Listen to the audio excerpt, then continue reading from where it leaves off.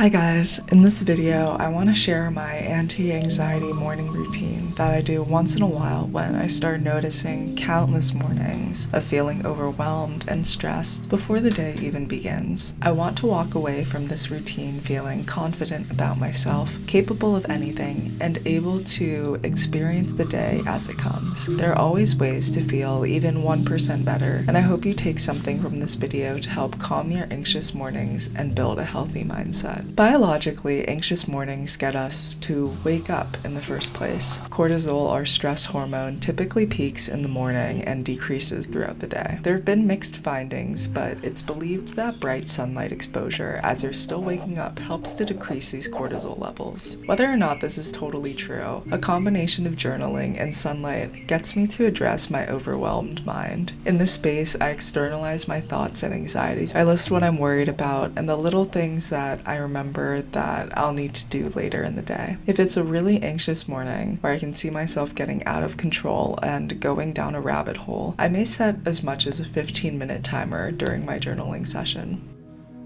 And to relax your forehead down, stretching into the hips. I've started to use yoga because it helps me move my stress and anxiety throughout my body. If journaling is like writing the first draft of all my anxieties, yoga is my editing. Our thoughts create our reality. I want to be the type of person who's relaxed and able to enjoy life as it is. When I said that yoga is my editing, I mean that yoga is really my opportunity to build the habit of thinking like the person who I want to be. For example, almost every morning I end up with the stress of there's so much I have to do today. While flowing through yoga, I start challenging that thought. I ask myself questions like, is this absolutely true? And does this make me feel how I want to feel?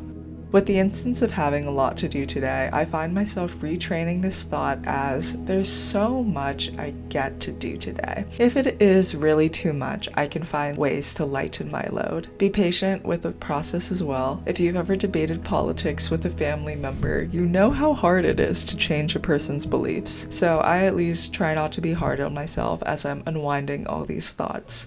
I honestly forget that we have 5 senses sometimes, so I use little things in the morning like making my bed to help me get in touch with my environment. I hope that someday I don't have to force myself to feel the floor beneath my feet or the way the sheets feel when I hold them in my hands, but for now it's a good reminder that there's more to life than seeing what's in front of you.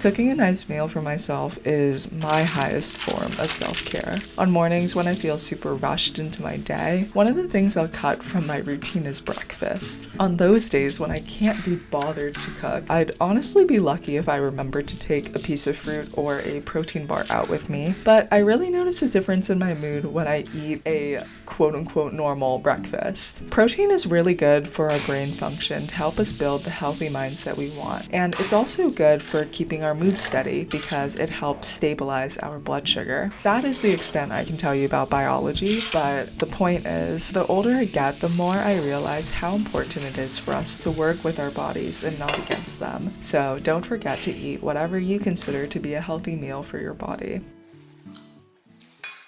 Actually, good morning. I do enjoy getting up early, but I don't get up this early very often. I've been waking up feeling super anxious in the mornings, and it's a combination of like I'm having like really weird and stressful dreams, so then I wake up and I'm like stressed from that, and then I'm like, oh my gosh, I gotta get to it. I got to do everything that I'm thinking about that I didn't finish yesterday and that I need to do today, and oh my gosh, I'm like waiting for this person to call me back and this person to text me, and I don't know what I'm gonna do. So it's just been like over and over waking up feeling super anxious.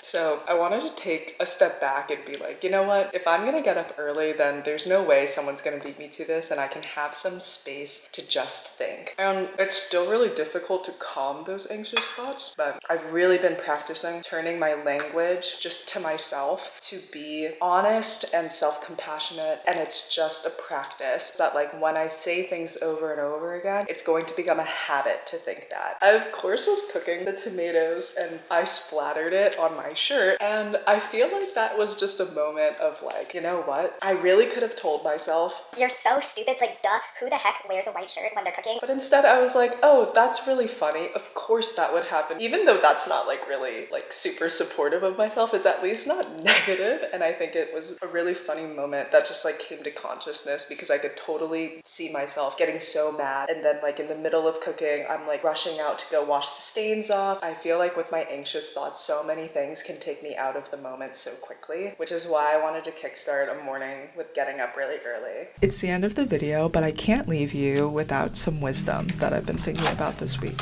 Okay, so this is kind of a long one, so bear with me. It's about a psychologist who's teaching stress management to an audience. So while she's teaching this class, she raises a glass of water. Everyone kind of expects her to say, is the glass half empty or half full? Instead, with a smile on her face, she asks, how heavy is this glass of water? Now, people called out weights and answers and measurements, but she replied, the weight doesn't matter. It depends on how long I hold it. If I hold it for a minute, it's not a problem. If I hold it for an hour, I'll have an ache in my arm.